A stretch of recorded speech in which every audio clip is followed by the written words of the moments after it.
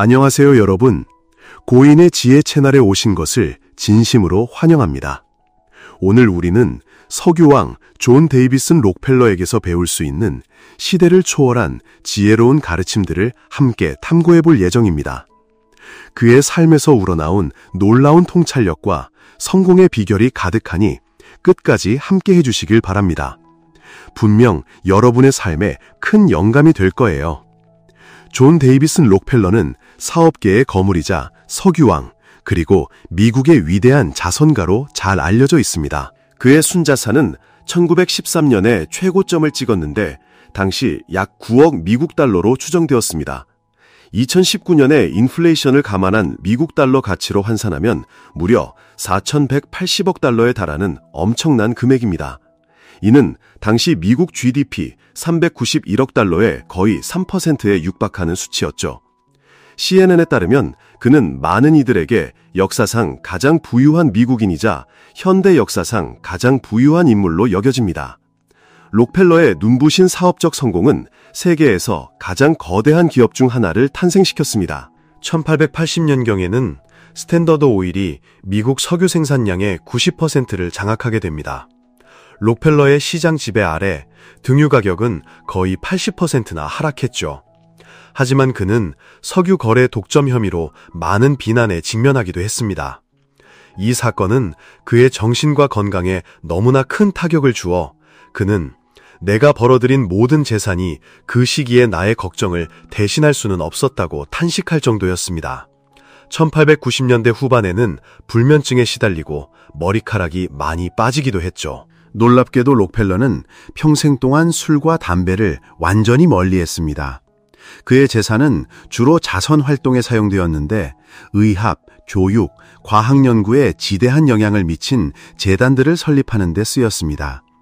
록펠러는 시카고 대학교와 록펠러 대학교의 설립자이기도 하며 필리핀의 센트럴 필리핀 대학교에도 재정적 지원을 아끼지 않았습니다. 오늘 고인의 지혜에서는 격동의 삶을 살았던 석유왕 록펠러에게서 얻을 수 있는 사업적 교훈들, 그리고 그가 인생의 가장 혹독한 시기들을 어떻게 슬기롭게 헤쳐나갔는지에 대한 지혜를 여러분과 나누려 합니다. 부디 이 귀한 가르침들이 여러분께 큰 도움이 되기를 바랍니다. 여러분과 가족에게 늘 좋은 일만 가득하시기를 진심으로 기원합니다. 석유왕 존 데이비슨 록펠러의 16가지 고전적인 가르침. 존 데이비슨 록펠러는 1839년 7월 8일 뉴욕 리치포드에서 둘째 아들로 태어나 1937년 5월 23일에 세상을 떠났습니다. 그에게는 루시라는 누나와 4명의 동생이 있었습니다. 존의 아버지는 영국 독일계였고 어머니는 스코틀랜드계였죠. 그의 아내 로라 셀레스티아 스펠먼 여사는 그에게 5자녀를 안겨주었습니다. 그의 후손들은 성공적인 사회활동가이자 정치인으로 명성을 떨쳤습니다. 손자 데이비드 록펠러는 뉴욕의 주요 은행가로 20년 이상 체이스 맨해튼 은행, 현재 JP모건 체이스의 일부를 역임했습니다. 또 다른 손자 넬슨 록펠러는 미국의 제41대 부통령을 지냈고 셋째 손자 윈스롭 록펠러는 아칸소주의 주지사를 역임했습니다. 그리고 그의 증손자인 제이 록펠러는 1985년부터 2015년까지 웨스트버지니아주 민주당 상원의원이자 전 웨스트버지니아 주지사를 지냈습니다. 오늘날 뉴욕시 5번가와 6번가 사이 48번가와 51번가에 걸쳐 19개 상업 고층 빌딩으로 이루어진 복합단지가 있습니다. 8만 9천 제곱미터 면적에 펼쳐진 이 단지는 바로 록펠러 센터입니다. 이 건축단지는 국가 역사유적으로 지정되었으며 석유왕이라 불린 존 데이비슨 록펠러의 이름을 따서 명명되었습니다. 86세가 되었을 때 록펠러는 자신의 삶을 이렇게 요약했습니다. 어릴 때부터 저는 절약하고 일하는 법을 배웠습니다. 제 인생은 일과 즐거움으로 가득 찬 길고 행복한 휴가였습니다. 저는 걱정을 길가에 버려두었고 하느님께서는 매일 저에게 축복을 주셨습니다. 어머니의 근면함과 절약정신, 아버지의 날카로운 사업 수완을 배우다. 어린 시절 존 데이비슨 록펠러는 가족을 알뜰살뜰 꾸려나가고 매우 검소하며 신앙심 깊었던 어머니의 교육에 많은 영향을 받았습니다. 어린 존은 조용하고 신앙심 깊었으며 음악을 사랑하고 다소 조심스러운 성격으로 학업과 일에 매우 부지런하고 성실했습니다. 그의 아버지는 자주 집을 비우고 생계가 불안정했으며 복잡한 관계를 맺고 사는 사람이었습니다. 그럼에도 불구하고 아버지와 함께 보낸 시간은 어린 존에게 사업에 대한 날카로운 통찰력을 배우는데 큰 도움이 되었습니다. 어린 존은 매일 집안일을 돕고 칠면조를 키우거나 감자 케이크와 사탕을 만들어 이웃에게 팔며 용돈을 벌었습니다. 그때부터 그는 아버지의 조언을 따랐는데 바로 무엇이든 더 나은 거래를 얻어내는 지혜를 발휘하는 것이었습니다. 어린 존은 또한 뛰어난 토론가로서의 면모를 빠르게 보여주었습니다. 록펠러 씨의 어린 시절 노동과 사업 경험은 정말 놀랍습니다. 그가 1909년에 출판한 유일한 2권의 책 중 하나인 인물과 사건에 대한 무작위 회상록 Random Reminiscences of Men and Events에서 이 모든 초기 경험을 직접 이야기하셨죠. 록펠러 씨는 이렇게 회상했습니다. 7살인가 8살쯤이었을 겁니다. 어머니의 도움을 받아 첫 사업을 시작했어요. 칠면조 몇 마리를 키우고 알을 돌봐서 팔았죠. 12살 때 존은 이웃집에서 감자를 캐는 일을 도우며 $50 이상을 모았다고 합니다. 그리고는 마을 농부에게 이 돈을 연 7% 이자로 빌려주었습니다. 농부가 이자와 함께 돈을 갚았을 때 어린 록펠러는 이루 말할 수 없는 기쁨을 느꼈다고 해요. 1909년 석유왕 록펠러는 자신의 첫 금융거래에 대해 이렇게 설명했습니다. 제게 가장 깊은 인상을 남긴 것은 바로 돈을 당신의 노예로 만들고 당신이 돈의 노예가 되지 않도록 하라는 것이었습니다. 이처럼 어린 시절부터 직접 몸으로 부딪히며 노동을 경험하고 돈을 벌어보면서 어린 존은 노동의 가치와 돈의 소중함을 깨닫게 되었고 점차 사업에 깊은 흥미를 느끼게 되었습니다. 이러한 경험들이 훗날 그가 사업가의 길을 선택하는 중요한 동기부여가 되었다고 합니다. 어린 존은 부모님에게서 도덕과 배움에 대한 귀한 가르침을 마음속 깊이 새겼습니다. 부모님은 존에게 교회의 작은 선물들을 만들고 가난한 사람들에게 나누어 주도록 가르치셨죠. 아버지의 지도 아래 어린 존은 자신이 번 모든 돈과 쓴 모든 돈을 꼼꼼하게 기록하는 장부까지 만들었습니다. 그중 한 권은 아직도 남아있는데 바로 원장의 레저에이라고 불리는 장부입니다. 어린 존은 모든 지출을 세심하게 기록했는데 그 안에는 자선 활동에 쓰인 많은 부분이 포함되어 있었습니다. 예를 들어 매주 일요일 교리 수업에 1센트 기부, 이리 스트리트 침례교회 교단에 50센트 기부, 파인보이 학교에 12센트 기부, 그리고 교리교사에게 35센트 기부 등이 기록되어 있었죠. 이처럼 어릴 적부터 받은 가족의 교육은 훗날 록펠러 씨의 성격과 삶의 가치관에 지대한 영향을 미쳤습니다. 그 결과 그는 소박한 생활 방식을 즐기고 자선 활동을 좋아하며 회계장부 정리에도 탁월한 사람이 되었습니다. 나중에 록펠러 씨는 이렇게 말했습니다. 처음부터 저는 일하고 절약하고 베푸는 법을 훈련받았습니다. 어린 시절 록펠러 가족은 뉴욕주의 모라비아로 이사했고 1851년에는 다시 뉴욕주 오스위고로 옮겨갔습니다. 존은 오스위고 아카데미에 다녔죠. 1853년 가족은 클리블랜드 오하이오로 이사했고 존은 클리블랜드 최초의 중등학교이자 오데호 서부지역 최초의 무료 공립중학교인 클리블랜드 중앙고등학교에 다니게 됩니다. 그 후 그는 폴섬 상업대학에서 10주간 복식부기를 배우는 과정을 수강했습니다. 1855년 9월 16세가 넘었을 때 그는 휴잇 앤드 투틀이라는 작은 구매 및 제조 회사에서 첫 직업으로 보조 회계사 일을 맡게 됩니다. 훗날 그가 회상했듯이 그는 정말 열심히 그리고 즐겁게 일했습니다.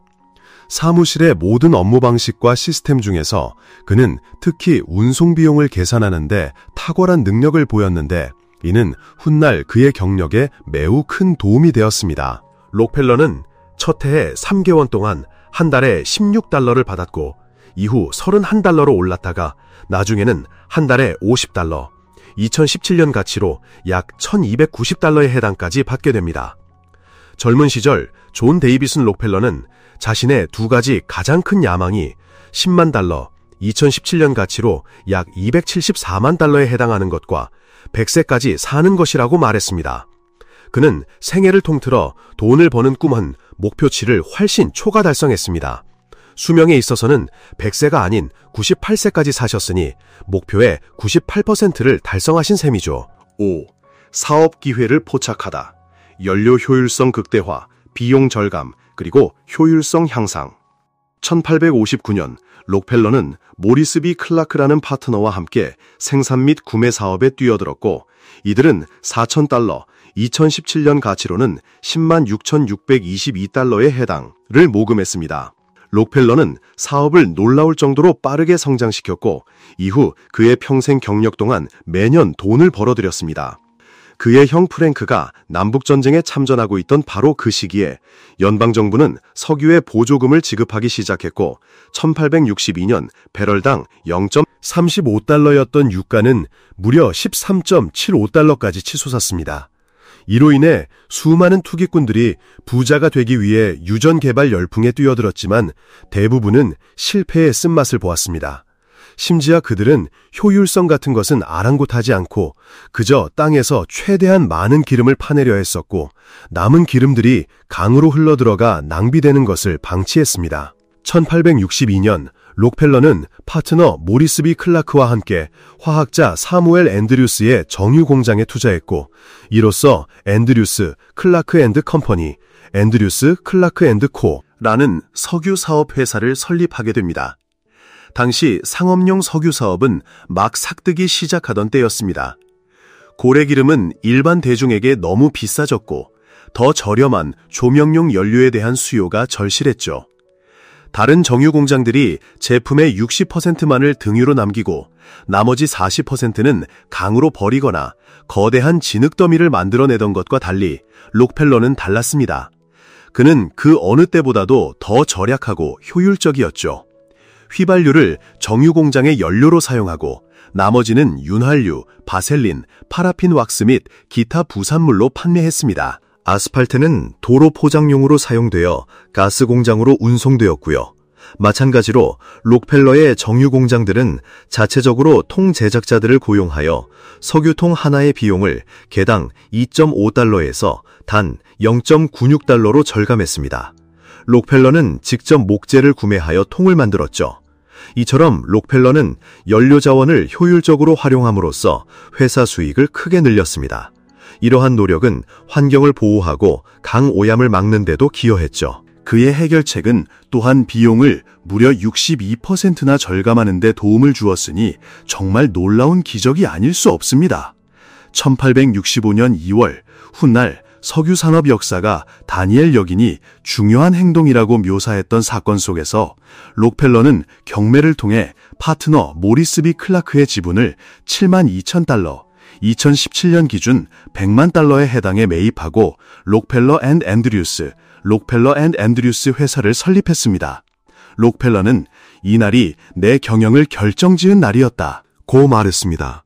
그는 남북전쟁 후의 번영과 철도 산업 및 석유 경제의 발전으로 인한 서부 개척의 거대한 확장을 활용할 좋은 위치에 있었습니다. 그는 막대한 자금을 빌리고 이익을 재투자하며 변화하는 시장에 빠르게 적응했고 급성장하는 산업을 끊임없이 주시했습니다. 6. 거인으로 성장하다. 철도연합의 특혜를 활용하여 운송비 50% 절감, 미국 중산층의 등유 보급의 기회를 제공하다. 1867년 헨리 플래글러가 파트너가 되면서 록펠러, 앤드류스 앤드 플래글러, 록펠러, 앤드류스 플래글러 회사가 설립되었습니다. 1868년까지 록펠러의 끊임없는 대출과 재투자, 비용 관리, 그리고 정유공장의 부산물 활용 덕분에 이 회사는 클리브랜드의 2개의 정유공장과 뉴욕의 마케팅 지사를 소유하게 됩니다. 이미 세계 최대 규모의 정유공장이었죠. 록펠러, 앤드류스 앤드 플래글러는 스탠다드 오일의 전신이었습니다. 미국 남북전쟁이 끝날 무렵 클리블랜드는 펜실베이니아주의 피츠버그, 뉴욕과 함께 미국의 주요 경제 중심지 중 하나였습니다. 1869년경에는 정유 능력이 시장 수요의 3배에 달했고 이러한 생산 여유는 수년 동안 지속되었습니다. 1870년 1월 10일 록펠러는 록펠러, 앤드루스 앤드 플래글러의 파트너십을 해체하고 오하이오 스탠다드 오일을 설립했습니다. 자신의 직원 윤리와 효율성을 계속해서 적용하며 록펠러는 회사를 오하이오에서 가장 수익성이 높은 정유소로 빠르게 확장했습니다. 스탠다드 오일은 순식간에 국내 최대의 석유 운송업체 중 하나가 되었습니다. 철도 회사들은 운송을 두고 치열하게 경쟁했고 운임을 통제하기 위한 동맹을 결성하려는 노력으로 스탠다드 오일과 같은 대형 고객에게 특별한 혜택을 제공하는 사우스 임프루브먼트 회사를 만들었습니다. 주요 석유 생산지에서 이 동맹은 막강한 운송동맹의 지위를 이용해 특별한 혜택을 제공했는데 여기에는 자신들의 제품에 대한 최대 50% 할인뿐만 아니라 경쟁사 제품에 대한 할인까지 포함되어 있었습니다. 이로 인해 독립적인 유정 소유주들로부터 강력한 반발이 일어났고 뉴욕 최대의 정유소를 보이콧하고 파괴하는 일까지 벌어졌습니다. 찰스 프레시와 독립 정유업자들이 이 계획에 반대하는 운동을 주도했습니다. 격렬한 반대에 부딪힌 철도 회사들은 동맹의 헌장을 철회했고 비우대적인 요금이 다시 적용되었습니다. 이 시기에 경쟁업체들은 불만을 가질 수도 있었지만 록펠러의 노력은 미국 소비자들에게 더 저렴한 등유를 가져다 주었습니다. 1870년 이전에는 값비싼 고래 기름으로 공급되던 기름 등잔이 부자들만의 전유물이었습니다. 그러나 다음 10년 동안 등유는 미국 중산층에게 훨씬 더 보편화되었고 판매 원가를 절감하여 가장 저렴한 가격에 등유를 사용할 수 있게 만들었습니다. 7. 효율적인 정유소 인수, 경쟁사 흡수, 경쟁사를 제거하는 대신 협력 파트너로 전환. 록펠러는 자신이 산업의 구세주가 되어야 한다고 생각했습니다. 약한 기업들을 흡수하여 산업을 더 강하고 효율적이며 경쟁력 있게 만들어야 한다고 말이죠. 스탠다드 오일은 자신들의 파이프라인, 유조차, 가정 배달 네트워크를 추가하며 석유 산업에서 수평적, 수직적 확장을 끊임없이 이어갔습니다. 스탠다드 오일은 기존의 유통 시스템을 자체적인 수직 시스템으로 대체하여 유조차로 등유를 지역 시장과 저장 창고로 공급했습니다.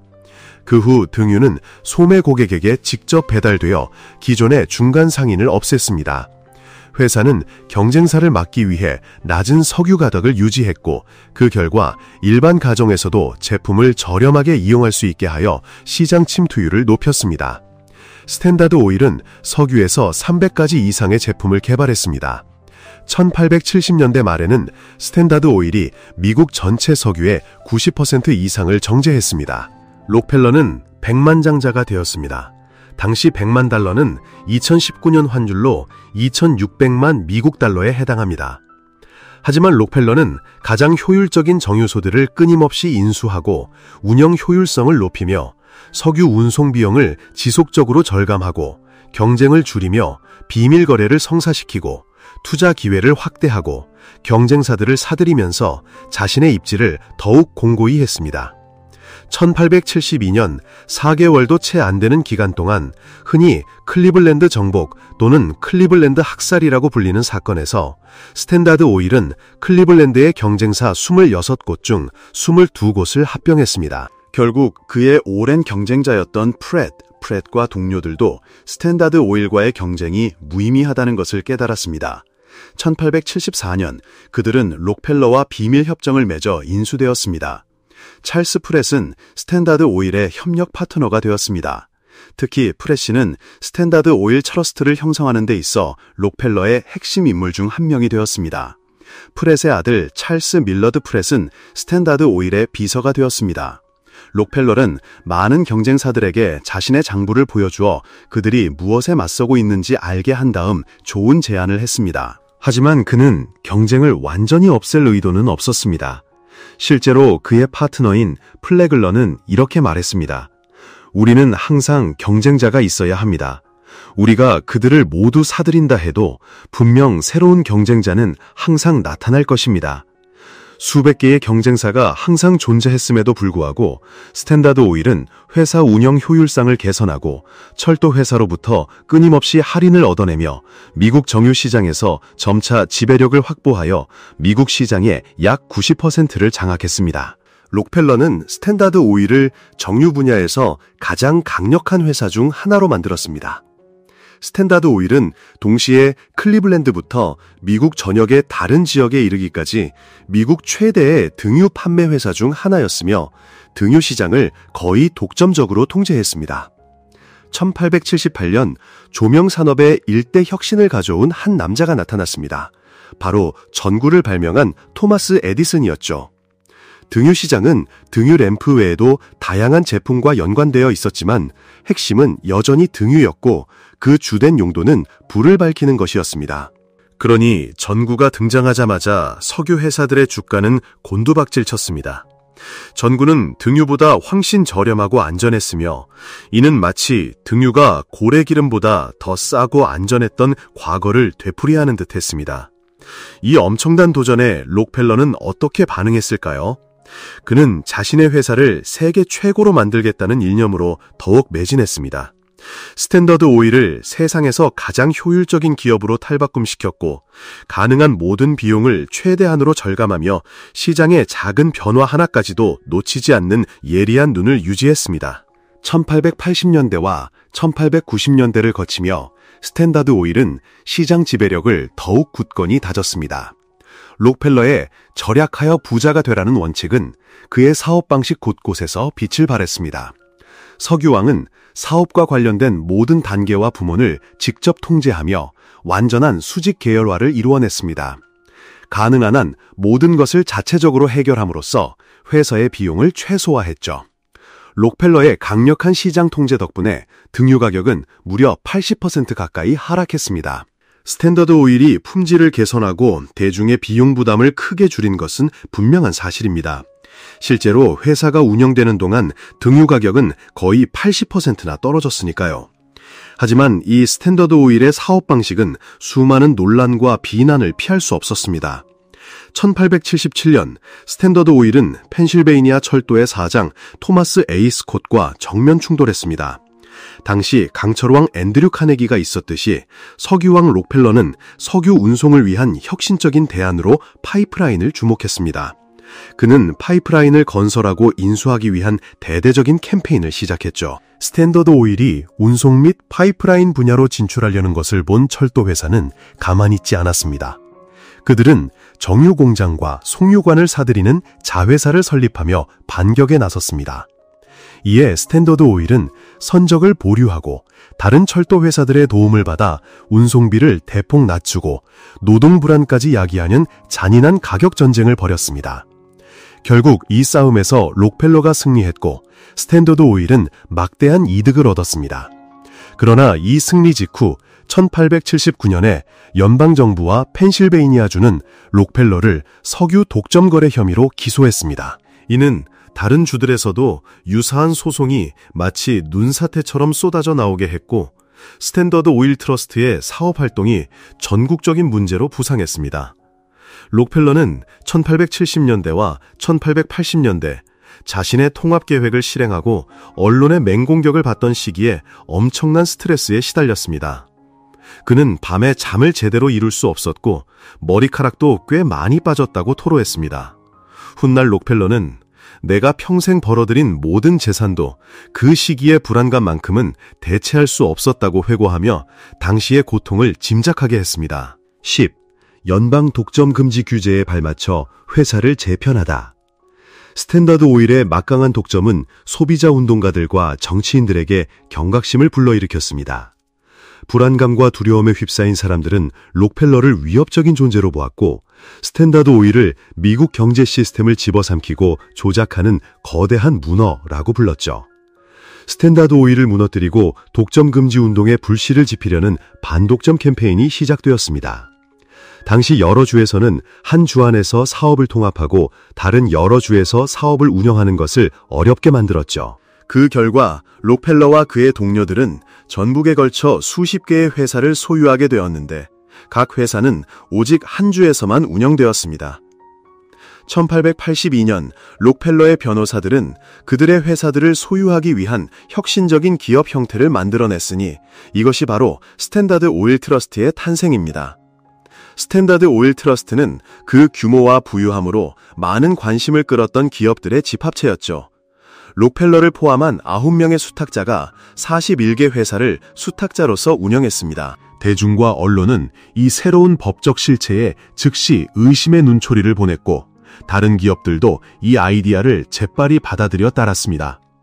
스탠더드 오일 트러스트는 경쟁자, 비평가, 정치인들에게 항상 압도적인 존재감으로 무적의 후광을 얻었습니다. 그것은 경기순환의 호황과 불황에도 굴하지 않고 끊임없이 이익을 창출하며 세계에서 가장 부유하고 가장 크고 가장 두려운 기업이 되었죠. 5년 후 스탠더드 오일 트러스트의 방대한 규모는 2만 개의 유정, 4,000마일의 송유관, 5,000개의 저장 탱크, 그리고 10만 명 이상의 직원을 아우르게 되었습니다. 정유 분야에서 스탠더드 오일 트러스트의 시장 점유율은 여전히 90% 이상으로 선두를 달렸지만 서서히 80% 수준으로 줄어들었습니다. 록펠러는 결국 전 세계의 모든 정제유를 통제하겠다는 꿈을 포기했습니다. 그는 나중에 이렇게 인정했죠. 우리가 진정으로 모든 석유를 정제한다면 대중의 감정은 우리에게 등을 돌릴 것이라는 것을 깨달았습니다. 11. 석유 저장 통제의 혁신, 최초의 선물 시장을 열다. 1880년대 초 록펠러는 그의 가장 중요한 혁신 중 하나를 만들어냈습니다. 그는 원유 가격에 직접적으로 영향을 미치려 하기보다는 시장 상황에 맞춰 석유 저장 비용을 변경함으로써 간접적인 통제를 행사했습니다. 록펠러는 이후 송유관에 저장된 석유를 증명하는 증명서를 발행하도록 지시했습니다. 이 증명서들은 투기꾼들에 의해 거래되었고 이는 곧 최초의 석유 선물 시장을 탄생시켰으며 효과적으로 시장 가격을 설정하게 만들었습니다. 그 이후로 1882년 말 뉴욕의 국립석유거래소가 문을 열어 선물 거래를 촉진했습니다. 12. 적게 말하고 많이 듣기. 사업을 시작하면서부터 록펠러는 자신이 할 수 있는 한 최고가 되겠다고 결심했습니다. 1865년 클리블랜드 경매에서 스탠더드 오일의 전신인 회사 소유권을 따냈을 때 록펠러는 냉철함이라는 강렬한 인상을 남겼습니다. 날카로운 턱선을 가진 각진 얼굴 위에는 차갑고 예리한 파란 눈이 빛났죠. 사람들은 록펠러가 고독하고 과묵하며 무관심하고 금욕적인 사람이라고 느꼈습니다. 록펠러의 느리고 차가운 시선은 마치 상대방을 꿰뚫어보는 듯한 느낌을 주었죠. 록펠러와 함께 일했던 어떤 이는 이렇게 말했습니다. 그는 내가 아는 사람 중 가장 무감각한 사람이었습니다. 나중에 그는 한 시를 읽게 됩니다. 현명한 늙은 올빼미는 늙은 참나무에 살았네. 더 많이 볼수록 그는 덜 말했네. 덜 말할수록 그는 더 많이 들었네. 왜 우리는 그 늙은 올빼미 같지 않은가? 13. 인재를 중시하고 큰 인물들을 끌어모으다. 록펠러의 경영기술과 인재를 활용하는 능력은 위대한 인물들을 끌어모았습니다. 석유왕은 특히 새로운 아이디어를 제안하고 실행할 수 있는 유능한 인재들을 높이 평가했습니다. 그는 유능한 직원들을 유치하기 위해 더 높은 급여를 지불했고 그들에게 회사 주식을 보상으로 주었습니다. 록펠러는 항상 직원들로부터 존경을 받았습니다. 한 번은 록펠러가 운동기구를 놓았던 방으로 새로운 회계 직원이 옮겨오게 되었습니다. 사장의 얼굴도 모른 채 록펠러를 본 이 직원은 그에게 운동기구를 다른 곳으로 옮겨달라고 요청했습니다. 록펠러는 대답하고는 편안한 표정으로 기구를 옮겨주었습니다. 자신의 실수를 깨달은 회계 직원은 해고 결정을 기다리고 있었지만 록펠러는 그 일에 대해 다시는 언급하지 않았습니다. 석유왕은 자신의 임원들을 영웅처럼 대했습니다. 그는 그들을 격려하고 휴식을 취하게 하며 편안함을 느끼게 해주었습니다. 그는 좋은 아이디어가 거의 값을 매길 수 없을 정도로 귀중하며 그것이 스탠더드 오일의 미래를 위한 토대라는 것을 항상 이해했습니다. 14. 숫자에 집착하며 철저히 관리하다. 록펠러는 회계 처리에 있어서는 그야말로 철두철미했습니다. 그는 모든 가격을 소수점 셋째 짜이까지 계산해야 한다고 규정했죠. 심지어 매일 아침 사무실에 도착하면 전날의 순이익을 보고하는 차트가 그의 책상 위에 놓여 있어야 했다니 정말 대단하죠? 그는 종종 회사 부서들을 조용히 방문하곤 했습니다. 기름왕이라 불리던 그 록펠러는 주머니에서 늘 작은 노트를 꺼내 뭔가를 빠르게 적어내려 갔죠. 밤낮 없이 치열한 시장 경쟁에 맞서 싸우느라 바쁜 와중에도 록펠러는 늘 메모하는 시간을 가졌습니다. 관리자들에게 지출을 최적화하는 방법과 자신의 비판적인 의견을 알려주기 위해서였죠. 그의 노트 중 한 권에는 이런 글이 적혀 있었다고 합니다.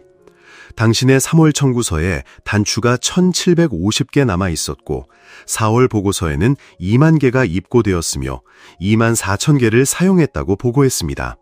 그래서 6천 개가 남았다고요? 그렇다면 그 750개는 대체 어디로 간 겁니까? 얼마나 철저했는지 느껴지시나요? 어느 날 록펠러는 공장에서 등유통을 밀봉하는 한 노동자를 지켜보고 있었습니다. 그는 5갤런짜리 기름통을 밀봉하는 과정을 아주 면밀하게 관찰했죠.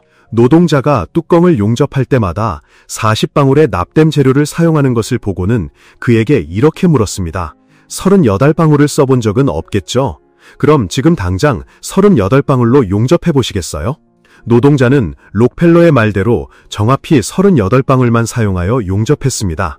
그 결과 기름통은 새어버렸죠.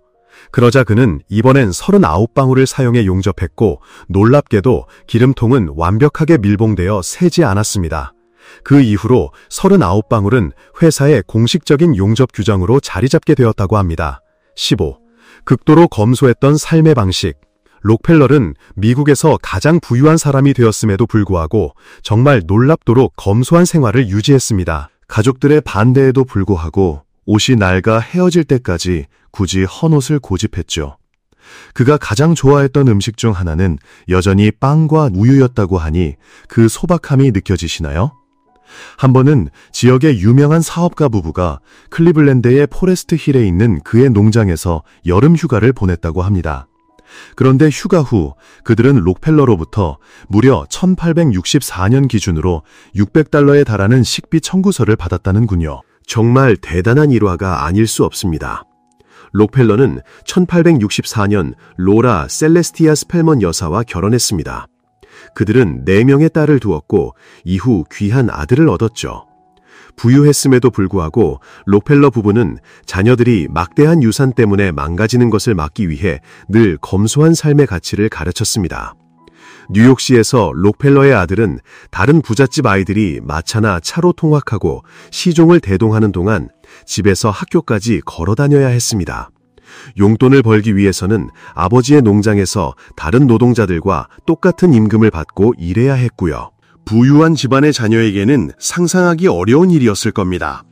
록펠러는 무려 16세부터 모든 지출 내역을 꼼꼼히 기록하는 습관이 있었습니다. 그의 놀라운 절약 정신에 절로 고개가 숙여질 따름입니다.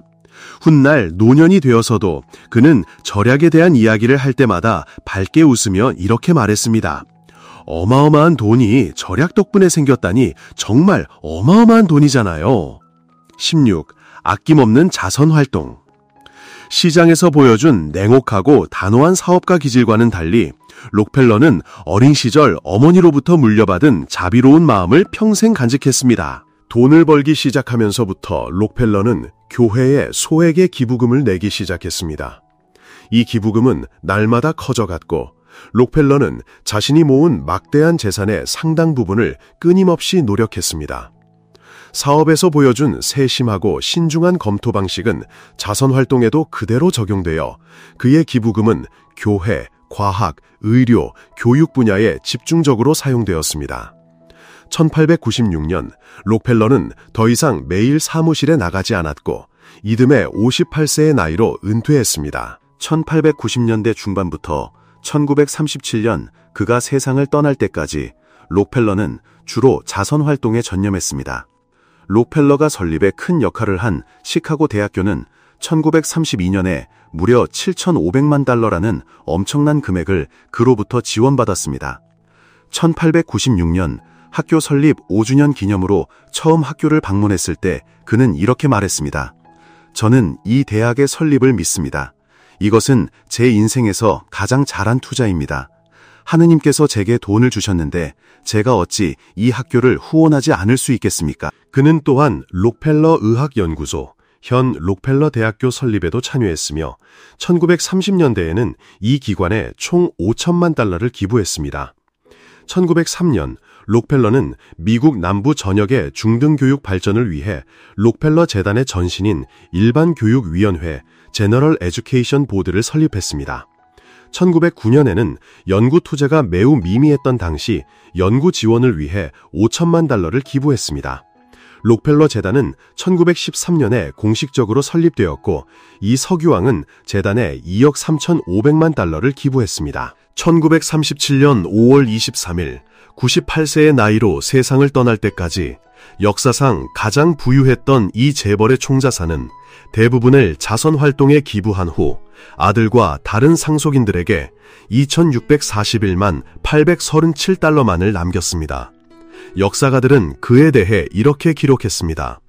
록펠러는 돈을 버는 기계에서 미국의 위대한 자선가로 변모했습니다. 그가 세상을 떠난 후에도 록펠러의 자산은 신탁기금을 통해 20세기 내내 가족의 자선활동, 상업활동, 그리고 다른 정치활동에 계속해서 자금을 제공했습니다. 고인의 지혜 채널의 이번 영상을 끝까지 시청해 주셔서 진심으로 감사합니다.